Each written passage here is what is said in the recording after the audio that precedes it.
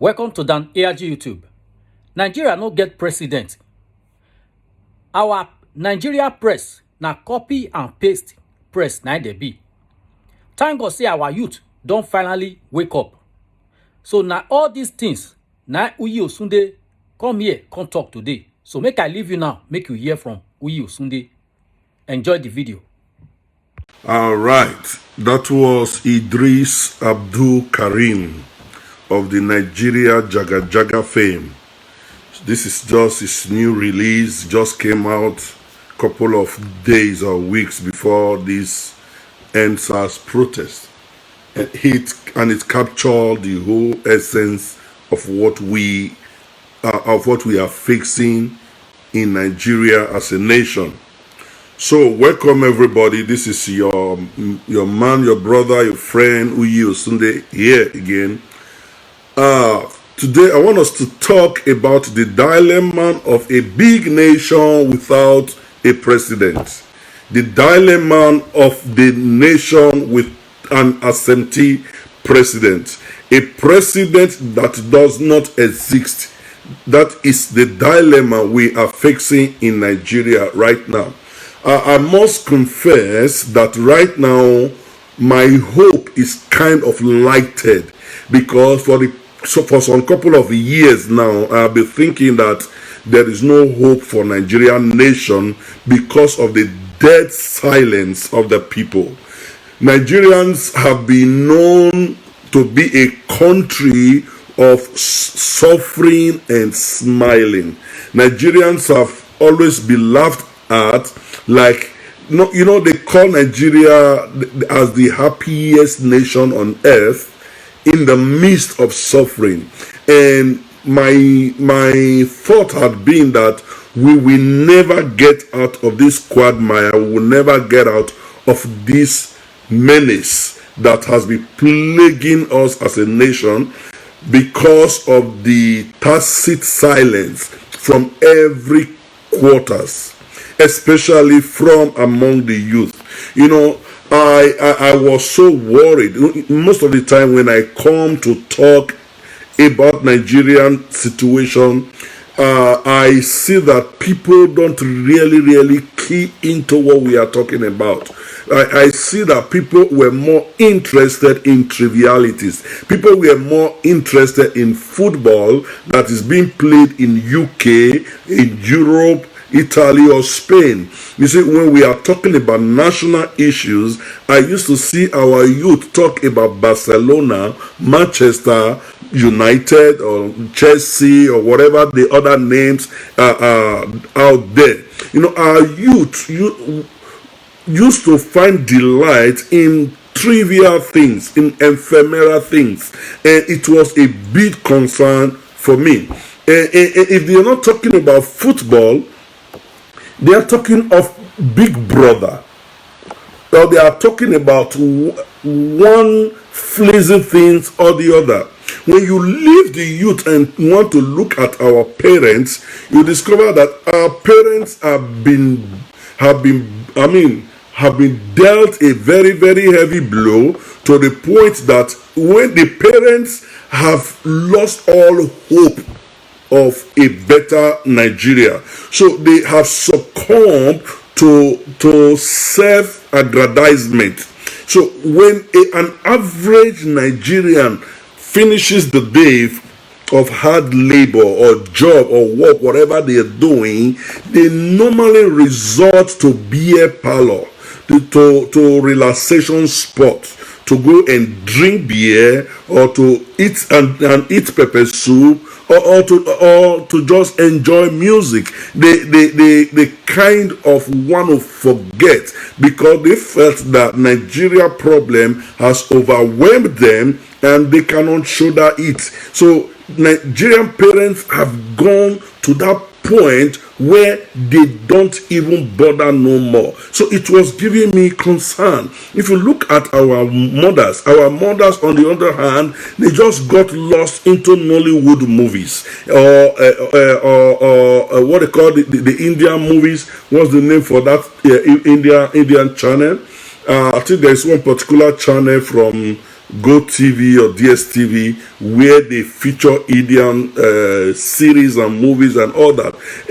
Our mothers, either they are in that Indian channel, or they are in telenovela, or they are into Nollywood movies. So this is what has consumed their time. Now, all this, I'm telling you things that have been bothering me, that make me to think that Nigeria has lost it completely. Now, you now see another generation of Nigerians that left Nigeria and came abroad. And we have seen the goodies, the good administration, government, the system that functions in Western society. We've seen it. We cry over it why it is not happening in our nation. We wish it is replicated in our nation. But when we look at the situation back home, it looks as if it is completely impossible for all, because first of all, we don't have the voting rights to change things. Some of us don't even have the document to go back home. Some of us don't even have the finance to go back home. Even if we have all these things and we go back home, we find ourselves to be alienated from the society because we cannot fit into the system no more. So we discover that our people that have gone abroad also lost the enthusiasm to get involved in the changing of the nation. They got lost into live video gossips. Live video gossips became the in thing, where individual Nigerians, especially of the Edo State stock, are antagonizing each other on a daily basis. Even all the live video presenters, they are antagonizing themselves, insulting themselves, and our youth, our younger generation, even the older ones, find delight in tuning into these channels to listen to the latest gossip. So this all combined has been giving me a very big concern. And I thought that Nigeria youth will never ever rise to the occasion until the End SARS agitation, the End SARS protest sprung up spontaneously. And I now see that the youth have in them the embodiment of the ability to set everything aside and to begin to look holistically into the situation back in Nigeria. And they now found out that it is actually possible to lift Nigeria out of the ashes of deprivation. They now see that it is possible to help and join hands together to lift Nigeria out of deprivation, out of darkness. I now see that Nigerian youths, Nigerian parents, Nigerian mothers, there is a new hope that is born in every one of us right now. And that hope has energized everyone to begin to agitate for a better Nigeria. For that, I say kudos to every Nigerian out there that have spoken out, that have risen to the occasion to support the upliftment of the nation Nigeria out of the hands of the few that have strangulated our nation. Kudos to you, and thank you to everyone that have been voicing out. Thank you to everyone that have been speaking up. They say soroksoke in Yoruba. In Edo we say guanladian. Don't hide your voice. No matter how tiny your voice is, speak up and speak out. Thank you to every one of you. And now, let me tell you, this is just the beginning. This is just the beginning. You know, there are a lot of videos. Please, I want to beg you, if you are joining us, share this video on your wall right now so that other people will have the opportunity to listen, to come and tune in, to come and listen to what we are doing right now. So just share it on your wall. Let me even begin by sharing it myself before we continue.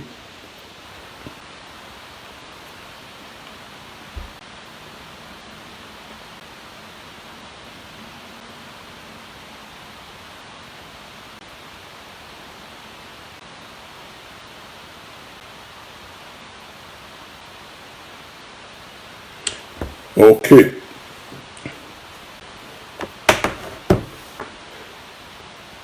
Now, you're welcome, everybody, once again. You're welcome, you're welcome, you're welcome. Please help me to share, help me to share, help me to share, so that we can come together and listen and proffer solution to this situation. Now, let me tell you, there are a lot of videos going out. Some are videos of hope, a lot of messages actually, not only video, audio, write-up, and video messages are going up. Some are messages of hope, some are messages of fear, some are messages of intimidation. You know, now let me tell you this. Nigeria will survive. Nigeria will be great. But it will take you and I to do the job. Nobody's coming to do it for you. Donald Trump is not going to come. The European Union is not going to come. UK is not going to come. Other African nations are not going to come. It is Nigerians that will lift Nigeria from these ashes. Nigeria themselves. When we wait for outsiders to do this, we are going to remain like this perpetually. Because, first of all, the Western nation, they have seen the potential in you and I. They know that Nigeria will be a big nation, a great nation that will challenge their supposed excellence economically, politically, and otherwise. So they are trying to perpetuate the notion that Africa don't have what it takes to govern themselves, that Africa don't have what it takes to be great. Africa does not really have the intelligence to be a civilized continent. What they are doing is they are trying to perpetuate this line of thought. So they are not interested in our progress. Even owing to the fact that in the next 2 weeks, America is going to choose their next president. So Donald Trump, in his own sense, is not interested in what is going on in Nigeria right now. He is only interested on how to survive the bullets from the Democratic Party and the leftists and CNN and the like. You understand? So Donald Trump is not going to speak on this matter. If you see, since the onslaught started, it is only Mike Pence that has made a very little statement, because they want to be politically neutral at this point in time. They don't want, because they know that in Nigeria, there are a lot of Nigerians in the United States that are US citizens, and they are either going to be voting for or voting against them. So whatever they say at this time will make them lose support base. So definitely they don't know who's supporting and who's not. So it's better for them to be neutral. From now till American election is over, you're not going to hear anything from them. And that is a fact. What about CNN? You see what? CNN is not interested. CNN is busy pulling Donald Trump down. CNN is busy looking for ways to make sure Donald Trump loses the election. So that is what is their utmost concern right now. So they are not interested in the affairs of Nigeria at the moment. And look at even Fox News. Fox News is busy promoting Donald Trump.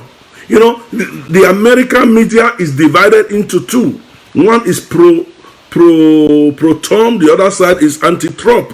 So they have their own big business, big problem right now. They have their own big problem. They are not interested in the affairs of Africans. They are even when they were not even having big problem, they are not even interested.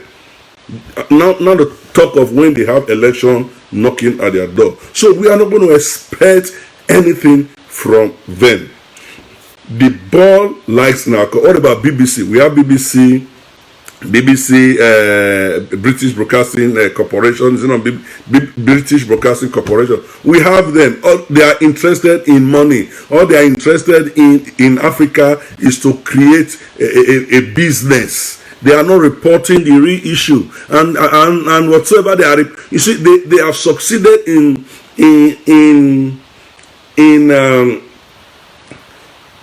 how will I say is segmenting. They have succeeded in segmenting BBC. You know how BBC International, you have BBC Africa, you have BBC Igbo, BBC Hausa, BBC Pidgin, BBC Yoruba, and all that. That they have succeeded in sectionizing the news within a particular area. So what is reported in BBC Pidgin is not reported in BBC International. So most of the things you are seeing online that BBC Pidgin is writing, the world is not knowing about it. The reason the world is tweeting about what is happening is because you and I have been able to utilize the opportunity presented by the social media platform to put it out there. And don't mind you, not everything you are also seeing out there that are truth. There are a lot of lies, a lot of conflicting informations, a lot of conspiracy theories that is going out there. So definitely, before you circulate any information, make sure to the best of your ability, you authenticate them, because it is not every news that is true. Okay, not every news that is true. There are even as a lot of us have the good mind to agitate for a better Nigeria, some people just want to use it as an opportunity to cash in, to make gain, even if they don't deliberately want to sabotage. I don't think most of them deliberately want to sabotage the protest. No, they are people. There are people who are actually among the protesters, but because they are criminal elements, they want to use it to gain, to profit. That is why you see some people are burgling houses, and burgling shops, and stealing and robbing people even during the protest. So that is like, so some people say they were paid to this. No, they were not paid to disrupt the process. They are genuine. These are youths that normally rob on a normal day. They steal on a normal day. Not to talk of a day where everybody's attention is focused on something else. So they see it as an opportunity to practice their trade. That is what I see that is going on. Okay, so now we have a president. We have a president that refused to speak to the nation. There have been massacres in the nation. People have been dying, and people have been asking, where is the president? Excuse me, please.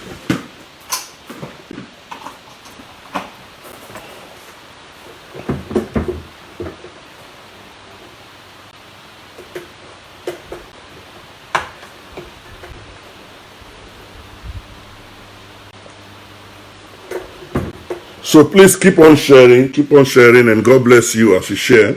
Now, people have been asking, where is the president? I personally have been making a lot of posts that we don't have a president. President is not going to talk and all that. Now, we see our president come out to address the nation yesterday, and we saw the nonsense and the rubbish that was spilled out, and we saw the cut and join video that was hurriedly edited and put together. And My anger is this. The Nigerian press are the most unprofessional press in the world. You know, we have the press that does not practice anything. They are as worse as President Buhari himself, because what our press also does is copy and paste.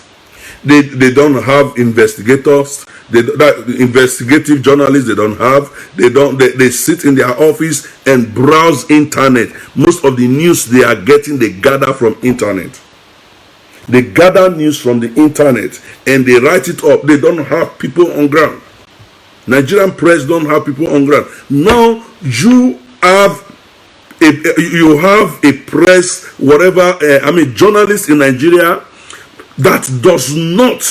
In short, when was the last time the president of Nigeria is giving statement, then you will now have pressmen attending the press conference?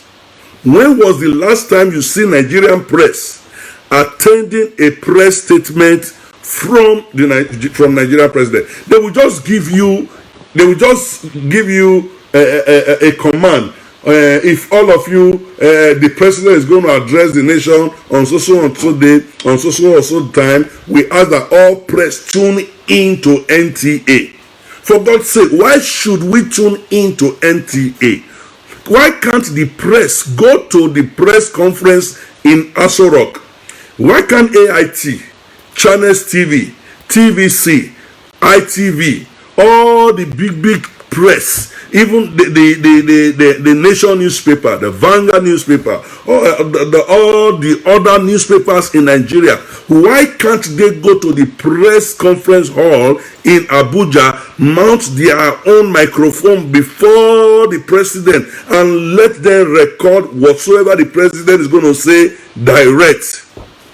When was the last time that was done in this nation? Then you will see press, Nigerian press, actually linking. They will actually link themselves to NTA to transmit pre-recorded message. To transmit pre-recorded message to Nigerian citizens. And they will take it as if it is authentic.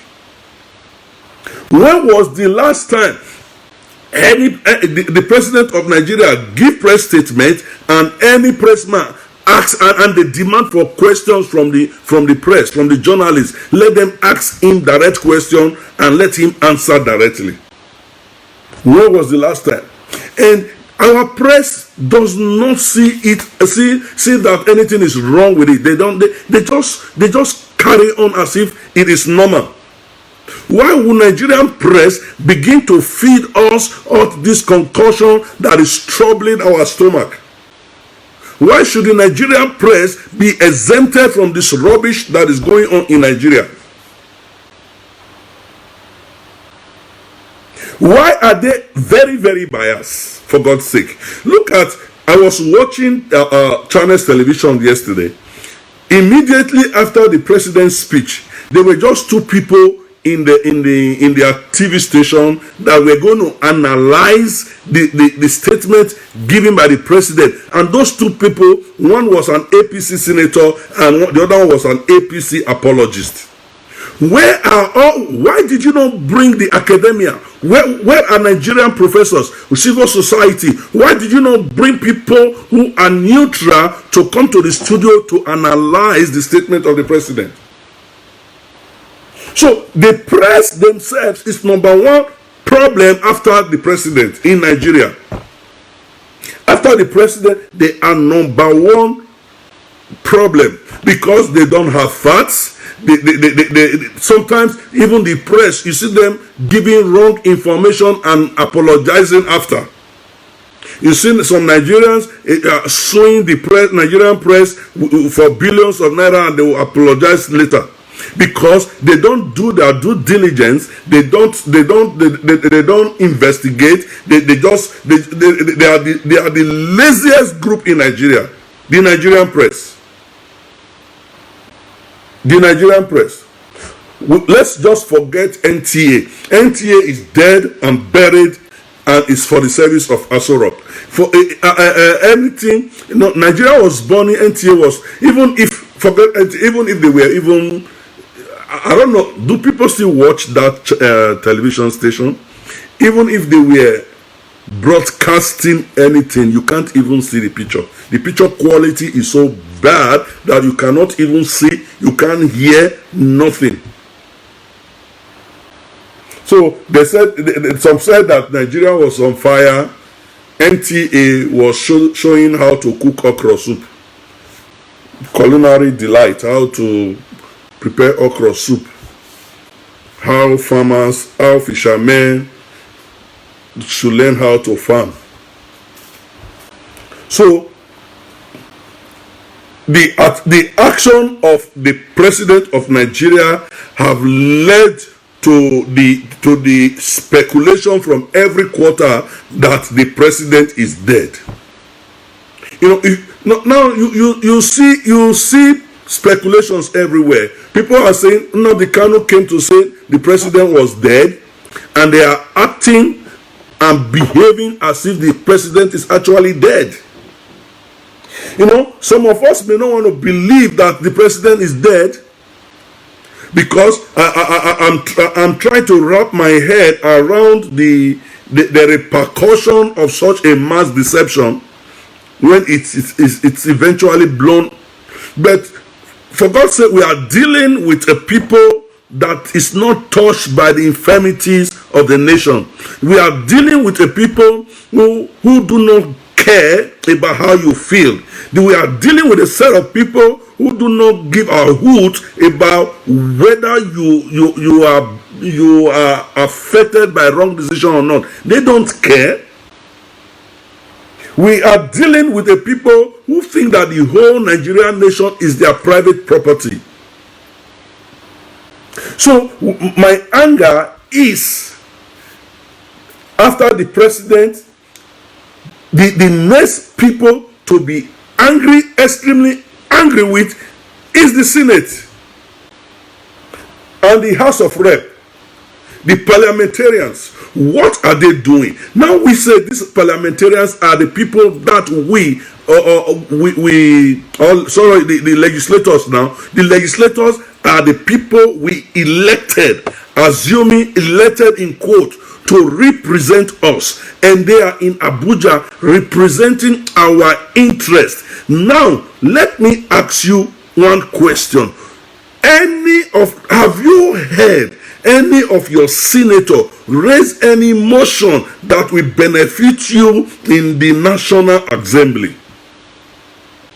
Have you heard any of your senator raise any motion to question the person that is sitting right now in Aso Rock? And yet we have every state have 3 senators representing them at the National Assembly. Now we are agitating on the streets. We are destroying property belonging to our fellow agitators. Do you know? Let me tell you, some of you that are going to places destroying people's businesses and properties. Do you know some of the people you're destroying their property, they are on the street with you in another area protesting? The reason their shops are locked is because they are protesting somewhere. Then you go there and you set fire on them. That is madness. Your senator is living behind your house. You have not gone to ask questions. You know where their children are. You are not going to ask questions. Your House of Rep members, they live in your village. You are not going to ask them questions. These are the people that we should be holding to ransom. We should be asking them questions. What are they doing in Abuja? When was the last time they set their eyes on their president? When was the last time they asked their president question? When was the last time they invite the president to come to the House, the National Assembly, to answer query, to answer questions? This is a man that was voted in quotes. They were voted in quote, to represent us, to stand as a mediator between us and the executive. And the executive are misbehaving and they are quiet. So they are quiet because they have succeeded in stealing so much money. And let me tell you what these people do. They will bribe you as a legislator. They will bribe you. They will document the bribery and they will use it to blackmail you. So for you to accept bribe, for them to have document to blackmail you to silence, means you are complacent, and as a complacent person you deserve to be punished for the suffering of the masses. Exactly. You deserve to be punished for the suffering of the masses, because if you didn't steal, your voice will be open. If you didn't, the stolen money has now blocked your throat that you cannot speak anymore because you are a thief.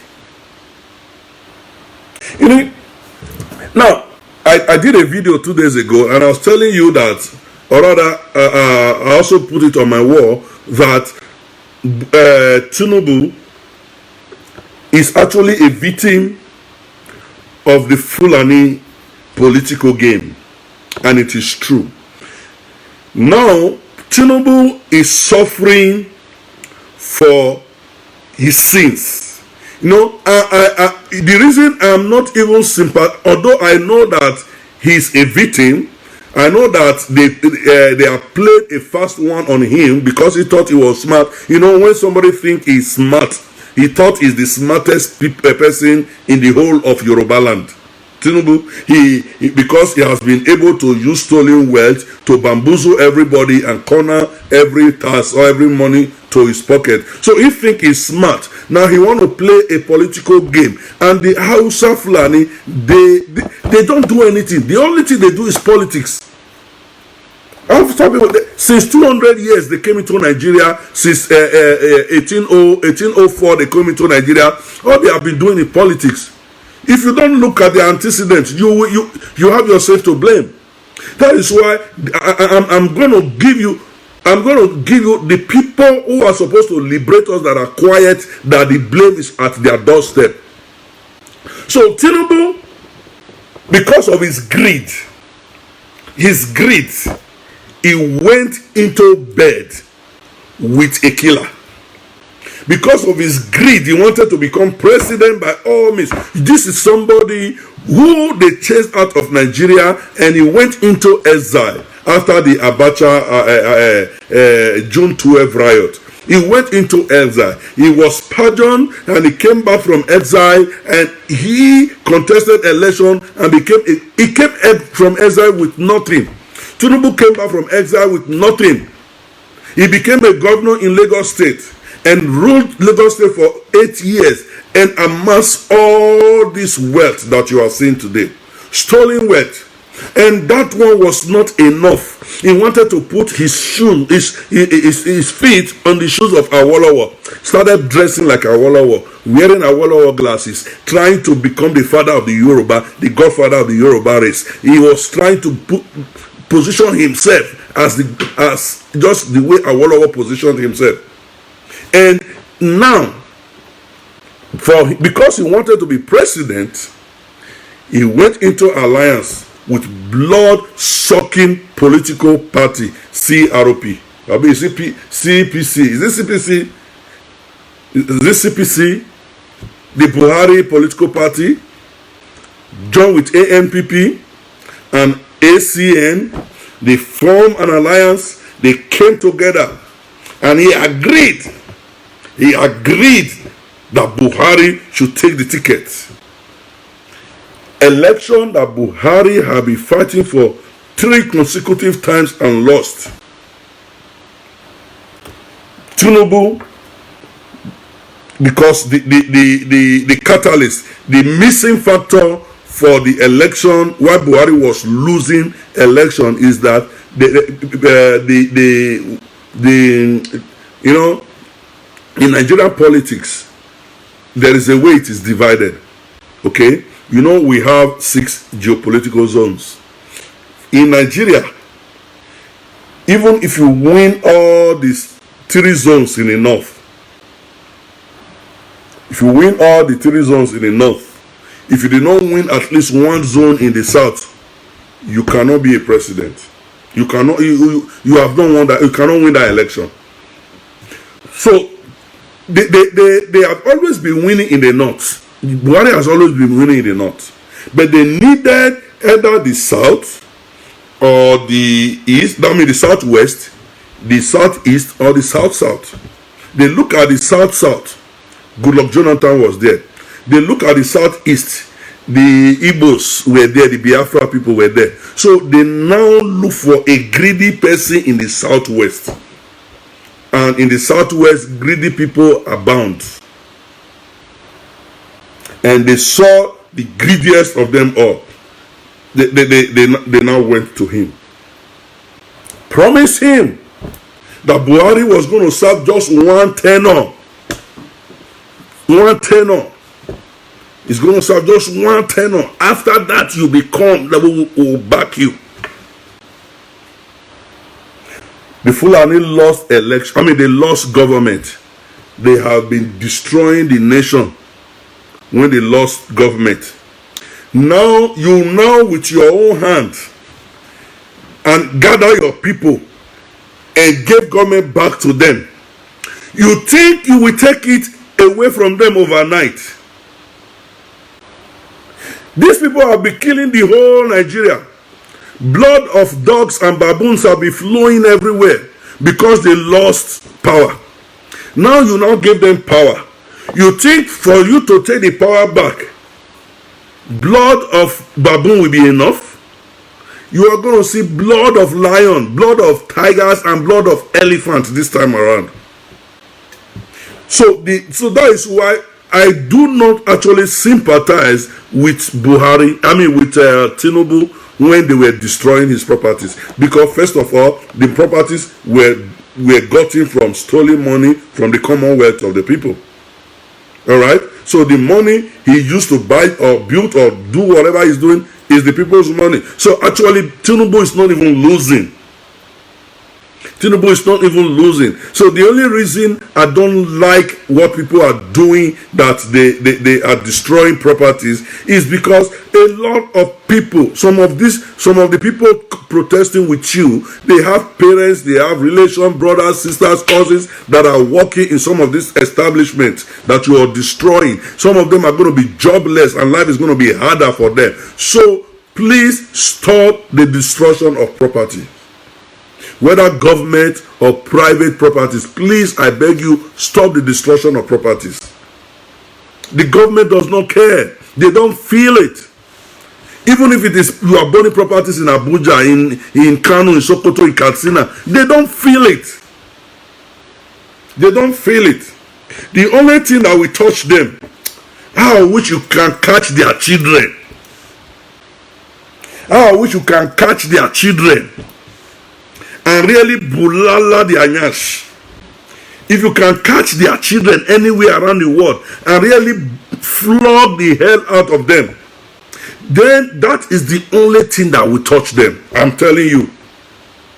That is the only thing that will touch them. These guys have hidden so much money that nothing you will burn. Nothing you will burn, nothing you will destroy that will touch them, because they are stolen so much. They can build 10 times what you are destroyed. And do you know the funniest thing? Next time they will not even build in Nigeria anymore. They will go and build in another country to protect that property. Then those that have lost their job will lose job. Our economy will be worse for it because you started destroying property.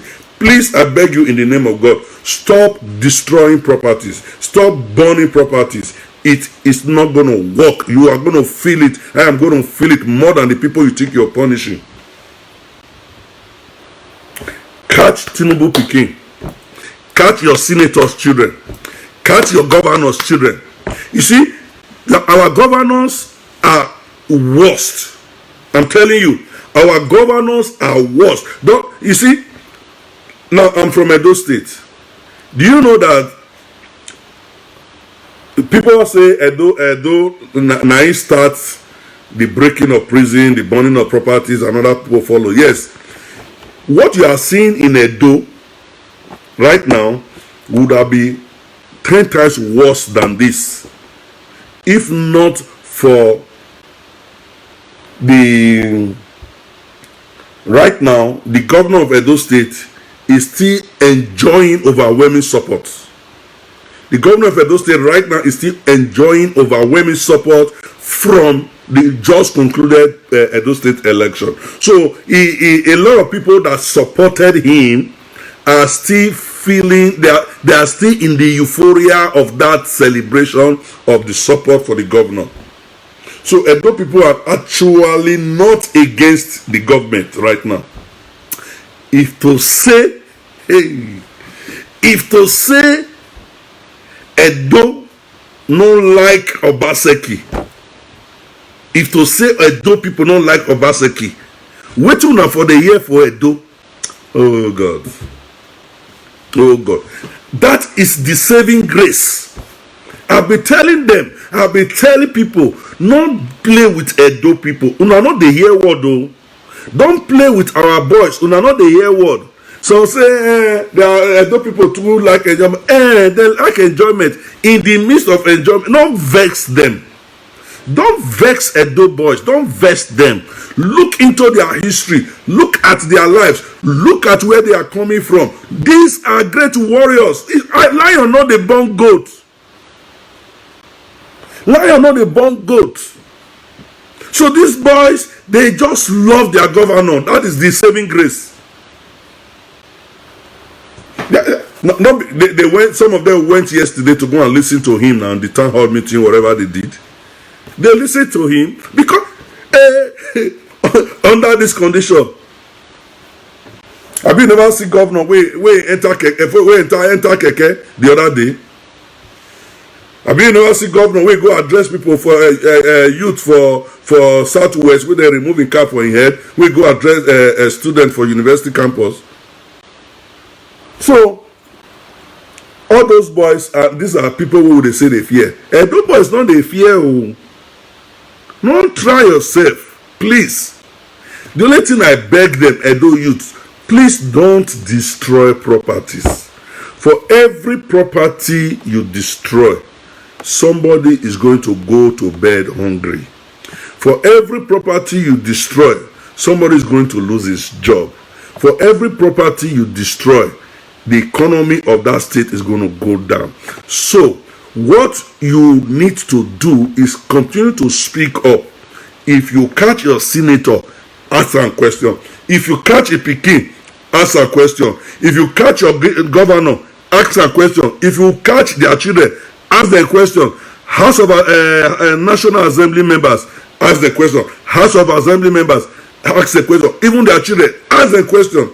The threat, the thought of losing their children or the suffering of their children will recalibrate their brain. You know, in life, there is no, you see, in this life, there is nobody who is too strong. Edo where, on no mami no be, or we no giagbe. I don't know how to translate that one in English. So the problem why Buhari and the Fulani have been this strong is because when they start, nobody is challenging them. Nobody is challenging them. When Buhari started coming out for re-election, or for election the first time, if those of you that have been following me since 2011, you will know that I have been on the crusade against Buhari. I have been on a crusade against Buhari because I know how people like that think. I was a grown-up boy. I was a boy, a young man. I already left my secondary school when Buhari was head of state in Nigeria. So I am very, very conversant with the way he ruled. I know vehemently that there is nothing in that man's head. Nothing. Absolutely nothing. The only thing he possesses is stubbornness. His ways is the only way. That is the same character Oshomole took. That was why I was not supporting Oshomole. Anybody that think he knows too much, anybody that is too rigid, even God, the creator of the universe, the creator of heaven and earth, the creator of all things, is not rigid. God changes his mind when you can appeal to him, when you pray, when you turn away from your wicked ways. God will forgive. Buhari does not forgive. Buhari does not have forgiveness. People like Oshomole does not have forgiveness.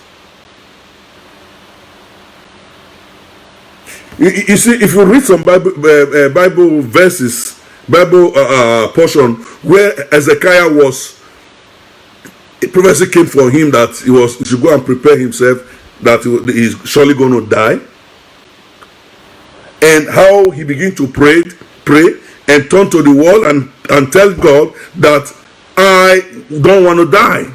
He began to tell God, I can still be useful because I've been useful in this and this and this. And God turned around and forgave him. But people like Buhari will never. Now, I keep telling people, the Fulani agenda that they started since 1804 has to be completed until we stop them. Now, the reason they could not complete it, now just imagine, just for those of you who are not conversant with my videos, let me quickly give you this.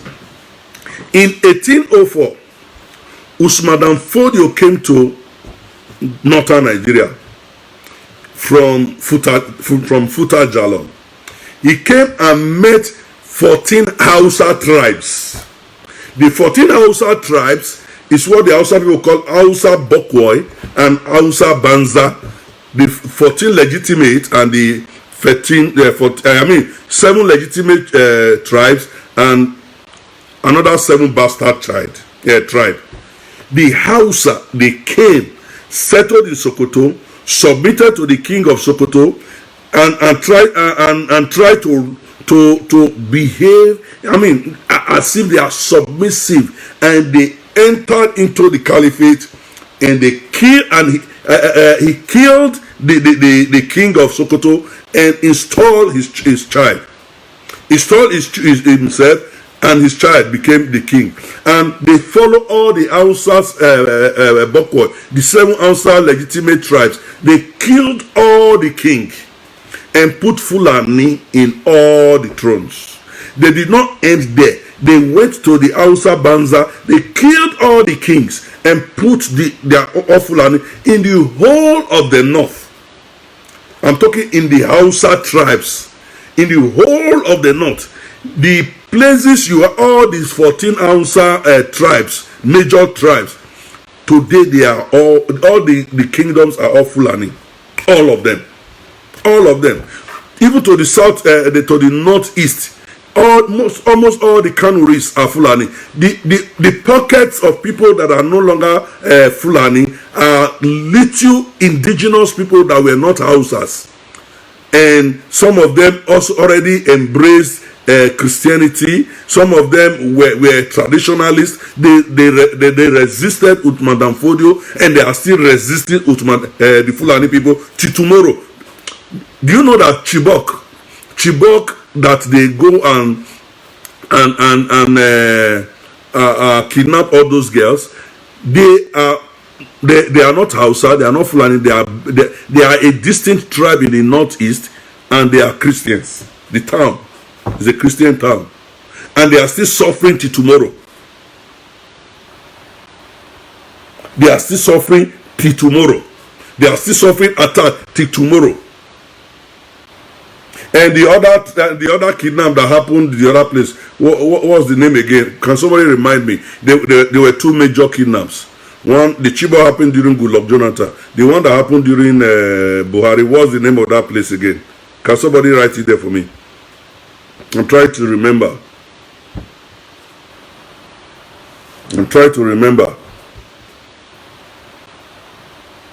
They kidnapped those people, and they paid them. Buhari government paid them to return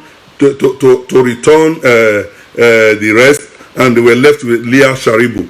Until tomorrow, we do not know what happened to Leah Sharibu, because according to them, Leah Sharibu was the only girl that refused to convert to Islam. So that war is still raging in the north. It's still very much raging in the north. Okay, you want to talk about now? These are people who came, they don't have a nation. In Futajalon, where they came from, they don't have a nation. They are not in government. In Guinea, they are not in government. In Mali, they are not in government. They are not in government in Mali. They are a minority there. In Guinea, they are a minority there. So they came to Nigeria, they conquered the Hausas. The only thing they left for the Hausa as we speak is only the language. The only thing the Hausa has and as an identity as we speak is the language, nothing else. Even the language, it's almost 50% Hausa, 50% Arabic. It has been mutilated. Their names gone, their culture gone, their tradition gone, even their food gone, their religion gone, nothing, extremely gone, nothing. The Hausa have nothing left.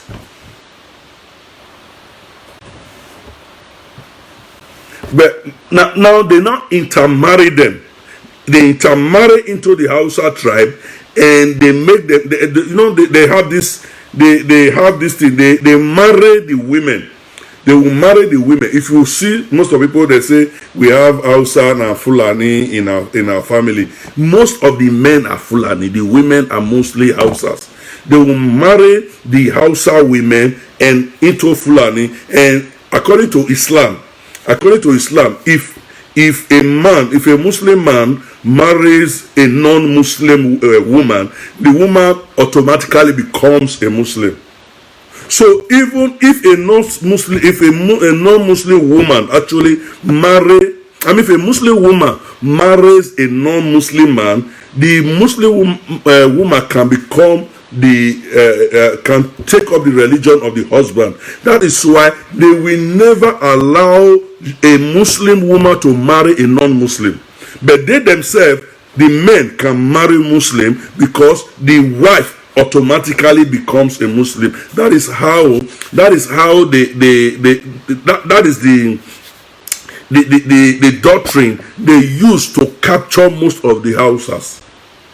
So today you are having more of the Hausas as the women, and the Fulanis are the men, and they become the head of the family, the head of the tribe, the head of the kingdom. Today they are all, name them, all the kings in the north, they are all Fulani, apart from the indigenous kings. And those indigenous kings that are not Muslim, they are fighting war every day. They killed the other one that day in Southern Kaduna. The Southern Kaduna people that are not Muslim, they are still fighting till tomorrow. Then somebody from the north, Tinubu, you went to go and carry something they have been fighting for the past 200 years. You went to go and carry the whole nation and put it in their hand, and you think you are going to take it away from them overnight. You lie. You lie. It is we are suffering it because our legislators and our governors they don't have sense. They are not thinking. They are not what we are saying. The way you are sitting down listening to me, tell me which governor is going to sit down for 1 hour and listen to what I'm saying. They will not listen. They are not interested. They are not interested in what people like us is saying, because they are interested in quick thing. They have to be very short and concise, so that they can run to the next hotel and do their whatever stupid enjoyment they do. So this is the problem. Now the power is there. Whatsoever happened to Buhari has happened. I don't know if he's dead. I don't know if he's brain dead. I don't know if he's demented or if he has dementia. Whatsoever, everybody now know that there is problem with Buhari. Okay, I don't want to. I cannot state categorically what I cannot prove. All right, there are many people saying that he's dead, he's buried somewhere, and since 2017 and all that. But me, I cannot categorically say that because I can't prove it. But every Nigerian know that something is wrong with Buhari and something is wrong in Aso Rock. Because something is wrong in Aso Rock, something is wrong with Buhari. Nigeria has been on autopilot. Nigeria is not been moving forward, so we don't know what happened. We don't know what happened. Nigeria is not moving forward. Everybody is just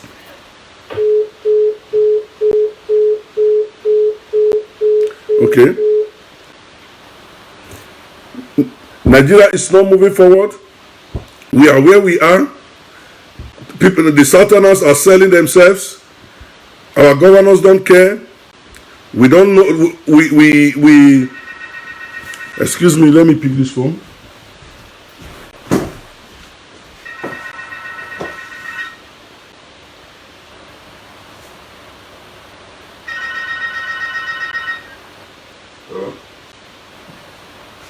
Hello.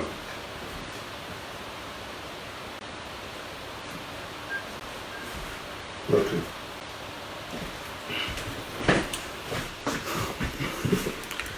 Very sorry, I have some private call coming.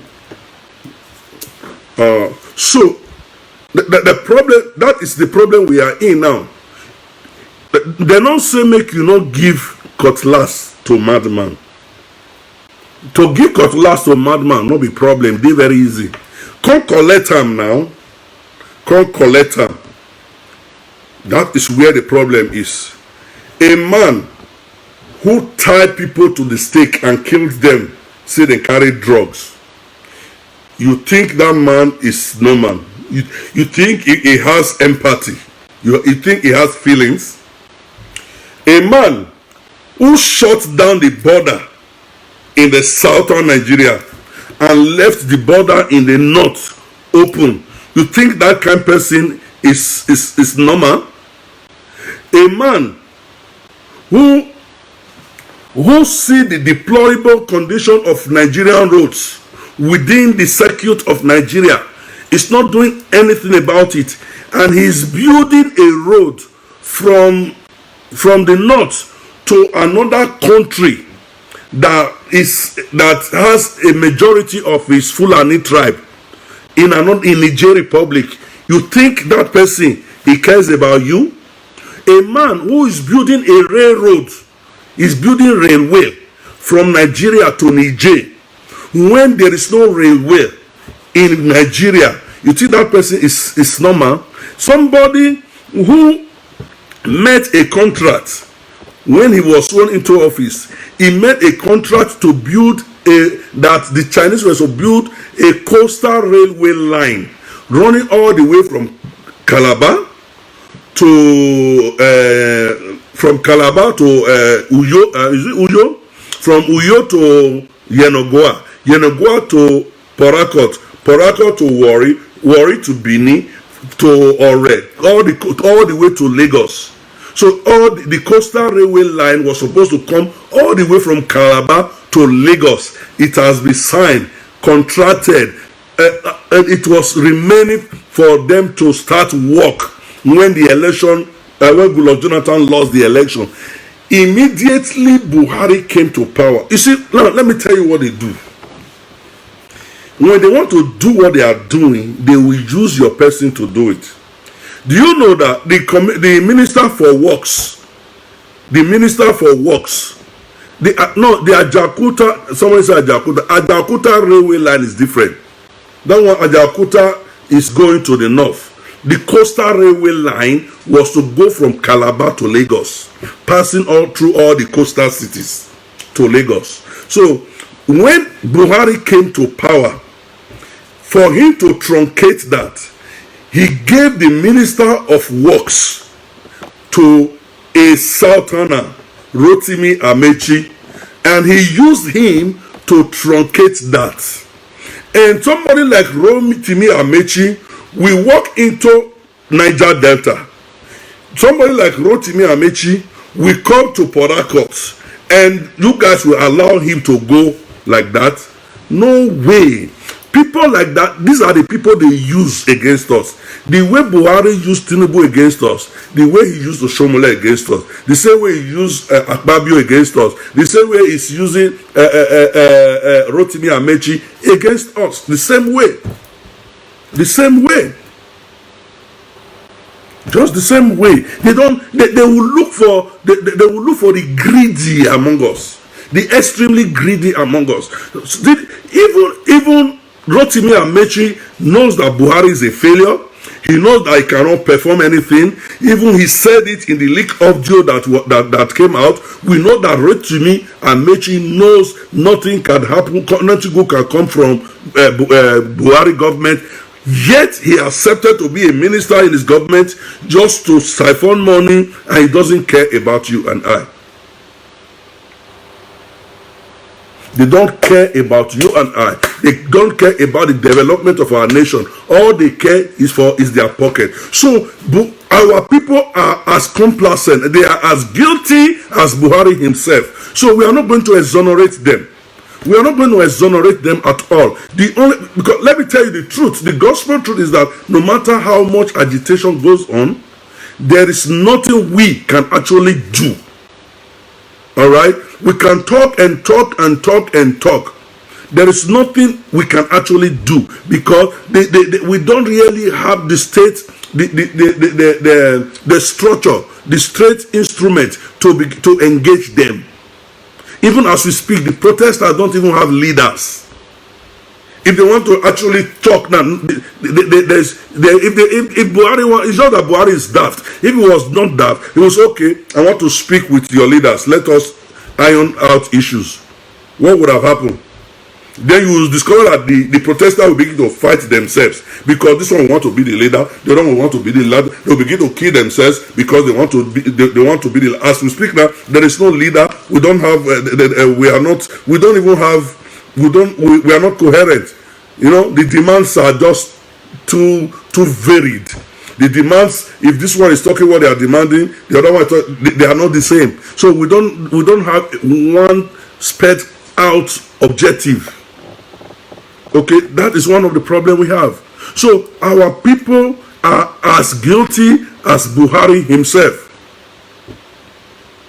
Because Buhari is this strong because of our weakness.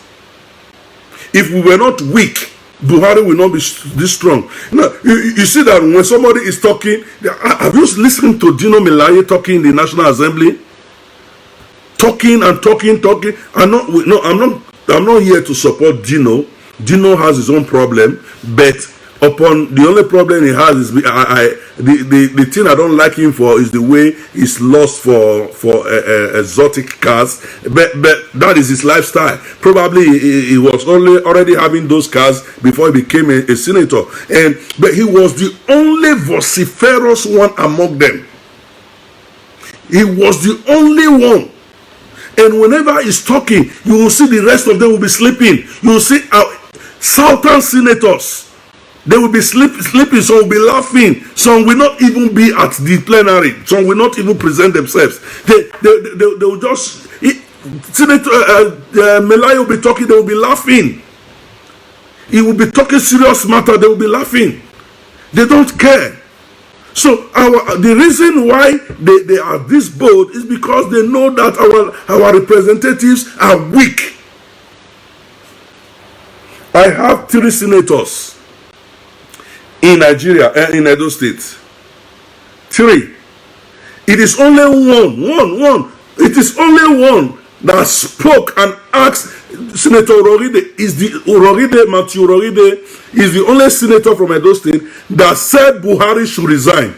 Do you know what happened when he said Buhari should resign? Oshomole mobilized youths to come and wait for him at the Benin airport. They molested him. Oshomole mobilized Edo youth to come and molest Senator Uroride. Even while Senator Uroride was talking at the National Assembly, how many Southern senators supported him? How many Southern senators supported him? So, since he was molested, that was the day he met Obaseki at the airport. The man couldn't come out. Fortunately, Obaseki was coming from somewhere. I said, my senator, what are you doing there? The boys did not allow me to come out. They were shouting. He said, Larry, come, let's go out. Obaseki brought Senator Uroride out. And he knew that the boys were there waiting for him. After he came out, Obaseki entered his own vehicle and left Uroride outside. He left. Instead of it to say, okay, my senator, come into the vehicle with me. Let us go together. Obaseki entered the vehicle alone. He left Senator Uroride outside. And immediately Obaseki left, those boys started assaulting that senator. They started assaulting him, removing cap from his head, pushing him. In Nigeria, somebody was bold enough to say Buhari should resign because he's ineffective in the House of Senate. His people that he's fighting for, they were mobilized because of 1,000 naira.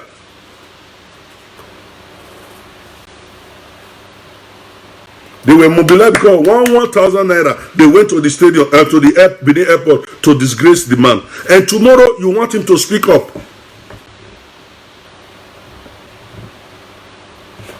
Where were the other senators from Edo State? Are they not supposed to be 3? What of the neighboring state, Delta? What of the neighboring state, Ondo? What of the other state, Bayelsa? What were they all doing?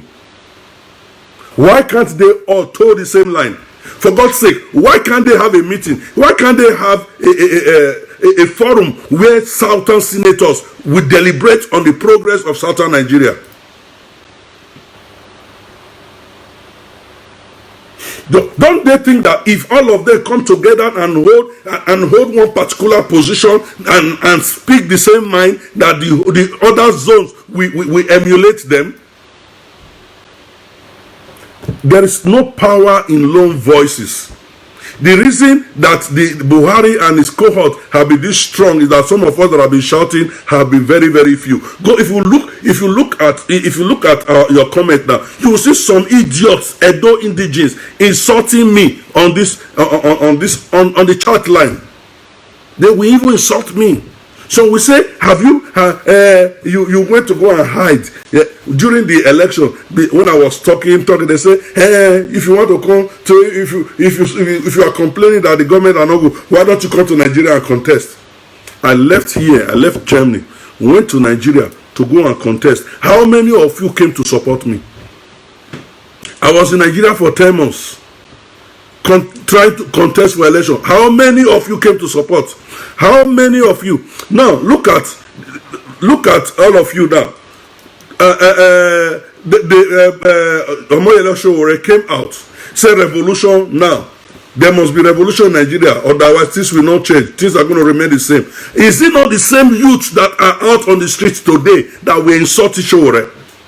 The same children, the same youths that are out today crying that were the same people insulting Sowore. Even when Sowore came out in this NSAS protest to come and when it started, it was Sowore that went to the IG office. When the DIG came out or whatever, one DIG came out to address them. Then he said no, it's Frank Umba. Is it not Frank Umba? One guy anyway came to address it. Sowore said no, we want the IG to come.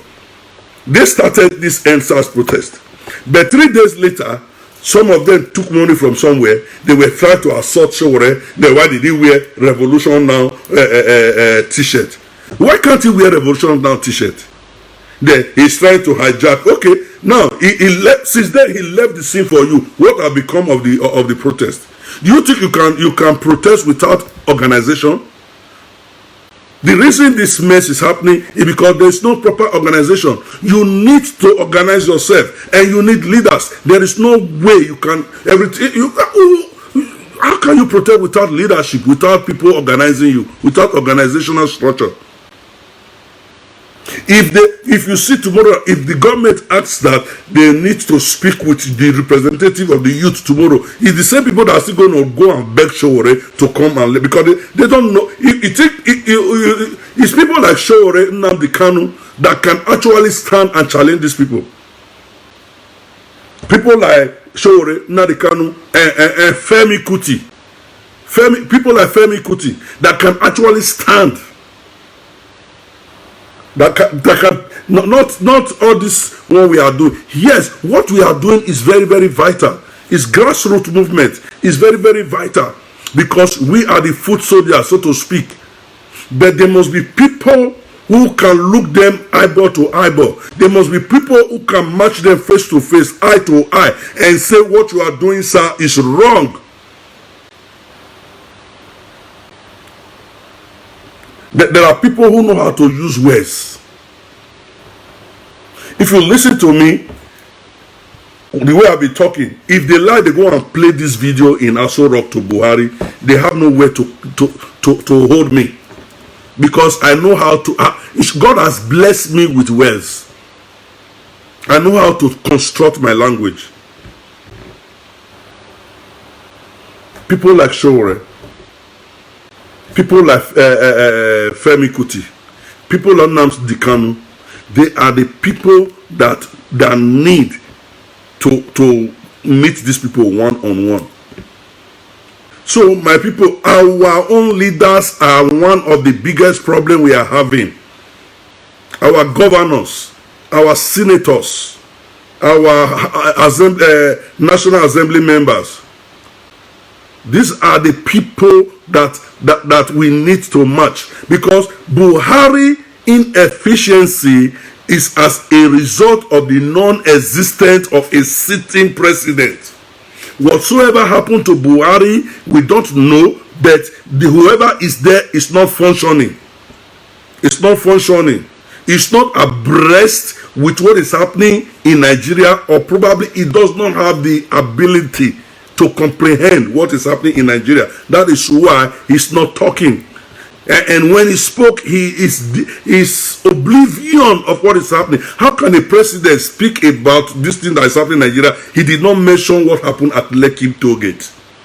How can he did not mention what happened at Lekki Tollgate? If he did not mention that, it's either he was responsible, he gave the explicit direction to. Actually, he's the commander-in-chief of the armed forces. So there's no way anybody who is saying that anybody can give that directive to a soldier is a liar, because there is a chain of command in the army.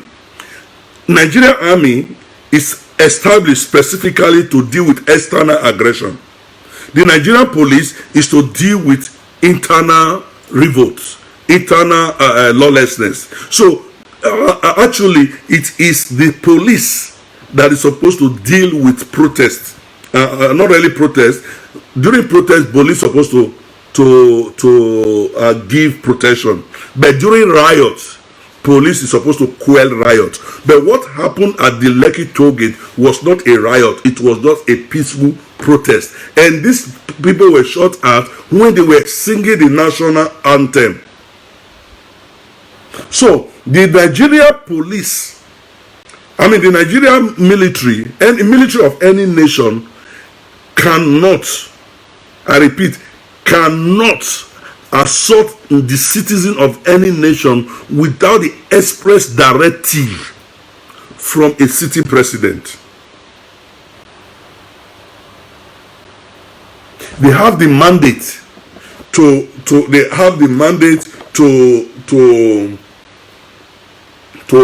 resist external aggression. Even at that, if they are going to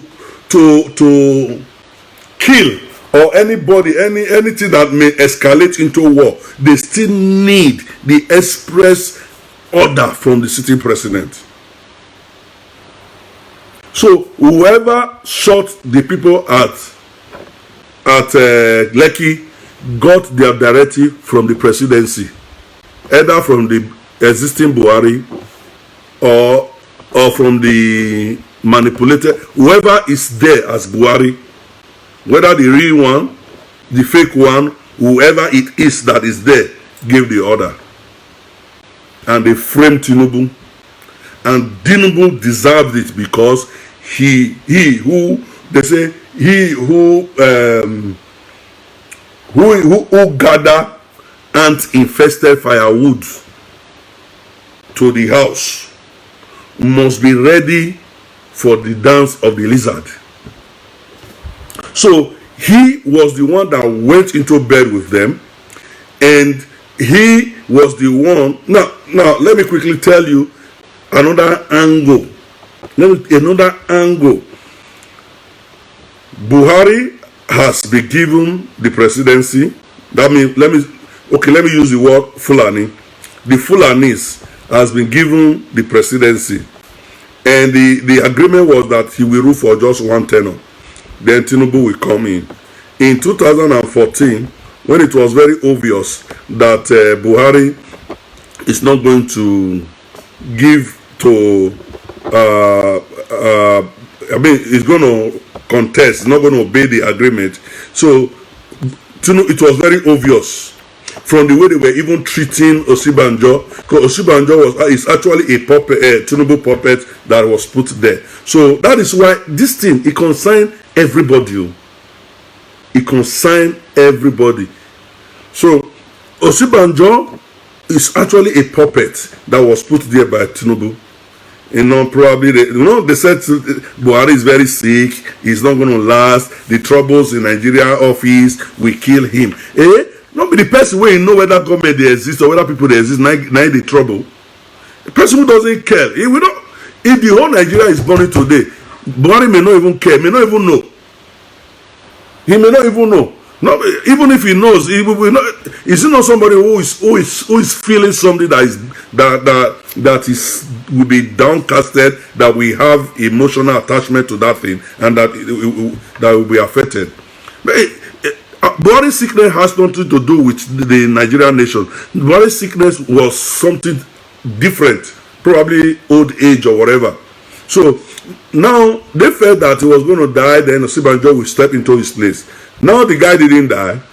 Whenever he leaves Nigeria and give power to Osibanjo, and actually was not even giving power to Osibanjo until people like us Nigerians were shouting, then the one or two times he left and gave power to Osibanjo, when he came back, all the changes that Osibanjo effected in his absence, he reversed all of them. He reversed all of them. That is to tell you that he does not value Osibanjo, he does not value the South that he represents, and he does not value the Tinubu, who is the godfather of Osibanjo. He does not value anybody. So they now discover that the game is going to be tough. So Tinubu was now this. Now they had, before the election they had their own scuffles, and they had a fresh agreement. Remember that Tinubu was not supporting Buhari for a second tenure until about a few days to the election, that they used a private jet to fly into Abuja. When he came back, they now had enter a fresh agreement, and he now came back and told his boys to support. That is why you saw MC Oluomo and every other one, they were doing all these things they were doing during the election, and they did it, and okay, fine, they gave him power again. Immediately they swear Buhari in. Bam. You saw Miyetti Allah, the Fulani Katoriera Association. You saw them. You saw Ruga. You saw them giving. They know that Nigerians, most southern Nigerians, their throat is for money. They give a bag of money to Osibanjo to begin to share to traders without document. They give you like 100 billion naira to share, and there is no guideline, no proof of how you share it. Osibanjo, being who he is, he shared the one he's going to share and put the rest in the pocket, and they use that one to hold him. They use that one to hold on. So Osinbajo is voiceless now because he stole money that was meant for the people, and they have used that one to against him. He cannot speak. That is why the reason Osinbajo is not that, it's not daft. Osinbajo is smart. If you saw what he did during that period, he was deputizing for Buhari, you will discover that that man is smart. That man has what it takes to rule this country, but greed. The reason he can't do anything is because he's greedy. And because of that greed, they've caught him red-handed. They've given him that money, that 30 pieces of silver, and he has taken it. Then he can't speak. He has lost his conscience. He has lost his right, and there's nothing he can do about it. So the Fulani can do anything they like in Nigeria, and he will not do shit. Now you see how emphatic the Fulani people has become. You see the way they have been behaving. You see the way the Ruga. You see that if not for people like us, Ruga would have been all over southern Nigeria as we speak.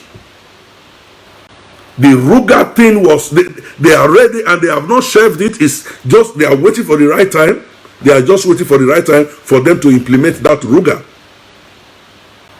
So that one is there. Now it became very obvious that when they became the Northern Elders Forum, when they became very, very adamant that the power is not going to go to the south after Buhari.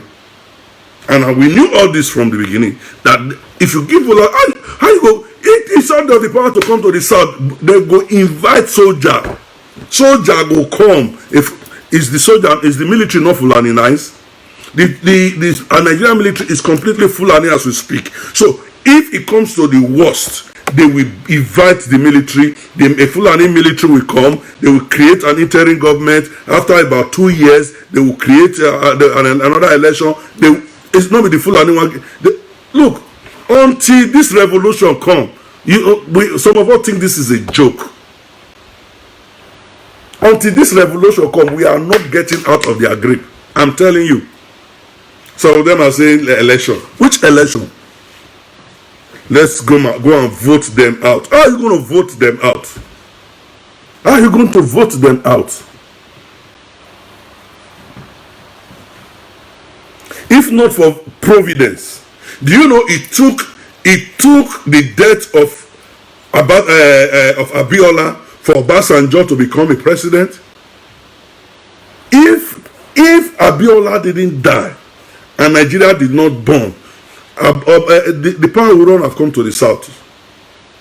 Do you know that it took the agitation of the Niger Delta boys, their agitation, the crippling of the Nigeria economic mainstay, it took them this Niger Delta agitation for Goodluck Jonathan to be appointed as the vice president of Yar'Adua. You think you can? You think freedom is obtained on the platter of gold? So, if not for those boys in the creek, Goodluck Jonathan will not have been appointed to contest with Yar'Adua as vice president. And when he contested as vice president and Yar'Adua died in office, did you not see how difficult it was for them to allow Goodluck Jonathan to stand as acting president in Nigeria? It was a difficult thing for Goodluck Jonathan to become an acting president in Nigeria. Even at that, just to complete the tenure, for them to agree, they have to. Goodluck Jonathan has to say, they have to ask him to agree that you will only complete the tenure of Yar'Adua. When Yar'Adua tenure is over, you will be out of office. He agreed. And before that tenure was over, he has made some arrangements, and some people, he gathered support from some people. People like this show that people love to condemn. When people were behind him, we were all behind him. They said no way, he cannot contest as a substantive president. That the North must complete their tenure. A Northerner must come and become president. Goodluck Jonathan will now act as a vice under another Northerner. Jonathan that has already ruled as a substantive acting president for the rest duration of Yaradua for about 1 year. Then you want him to come and contest. So there was so much in imbroglio as at this time until they now asked him to enter into agreement with them again that you must rule for 1 tenure, which he agreed. And when he agreed to rule for 1 tenure, they now say after 1 tenure you must not come again. We have to take, when they are saying we must complete our tenure, that one is just a tactics to get the power back. Even if Ansa might tell you, if Fulani might tell you we must complete our tenure for just 1 week, give them tenure for 24 hours, the power is gone forever. Until what is happening right now happens. Now they now accepted for him to rule for 1 tenure, and he went in. And Goodluck Jonathan, you see, sometimes it's good for you to be abreast with your national politics, with Nigeria politics, Nigerian culture, Nigerian people, tradition. You should know. Goodluck Jonathan have never mixed with the Hausa people. He has never mixed with them. He doesn't know their politics. He doesn't understand them. You see, Goodluck Jonathan lost. You see, that is why many people are not angry with Goodluck Jonathan because he was a bad president. A lot of people are angry with him because his approach towards governance was what gave room for the coming of the Fulani again. I'm sorry, I'm being tribalistic right now because we whatsoever the brunt we are feeling is coming from one particular tribe in Nigeria. Why am I not against Yoruba? Why am I not against Igbos? Why am I not against Tiv, Berom, Jukun, Bachama? Why am I not against them? Why am I not even not against the Hausas? Why am I not against the Muslims? Why am I talking about the Fulani? Because the biggest problem that the whole Nigeria is facing is the Fulani problem. It's the Fulani problem, and that's a fact. So that is what we are facing. Now, if not for providence, power will not have returned to the south. Now, because of one man's greed, or few people's greed, they now gave the power back to them. These people, they came into Nigeria just 200 years ago. 200 years ago. And your ancestors have been here thousands of years. Thousands of years. My ancestors, from the Benin stock, we have been able to trace our history or write our history from about 40 BC. More than 2,000 years. As indigenous people of the kingdom, of the portion where we are in Benin Kingdom, this part of Nigeria, we've been there for more than 2,000 years. The Yoruba have been there for equally almost the same time, for a lot of time. The Igbos have been in the Biafra zone from time immemorial. I'm not talking about the existence, from how far we have been able to trace our history, written history. So these are people. Even the Hausas, in short, all the other tribes in Nigeria, we have been where we have since from ever, since we could remember, since history could go back. But the Fulani just came in 1804, 200 years ago, and they've taken over Nigeria, yet they are not satisfied. They've taken over the military, they are not satisfied. They've taken over the army, the navy, the air force, the immigration, the custom. They've taken over everything, yet they are not satisfied.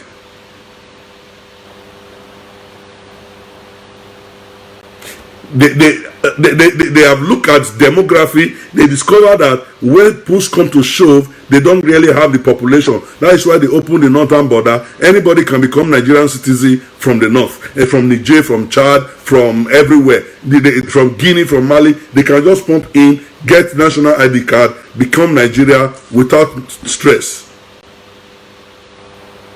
because they are looking for the volume, the number.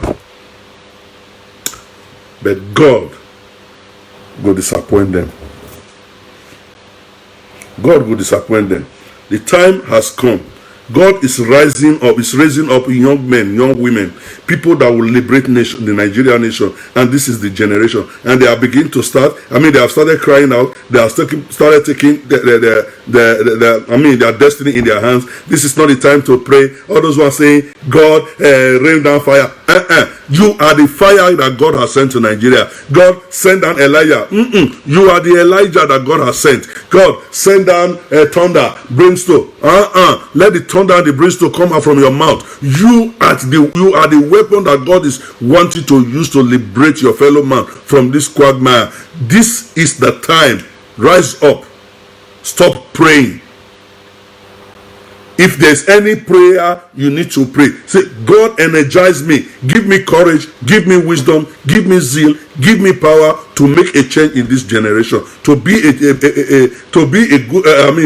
a powerful change to my generation, to be an advantageous change to my generation, and use me to liberate my people. That is the kind of prayer that you need to pray. Don't pray, may God fire them in Aso Rock. God that will kill Buhari. It turned out that will kill Buhari. He is still doing press up. All those kind of joke. We don't need such prayer. Pray for energy. Pray for power. Pray for voice. Pray for authority. Pray for resources. For yourself.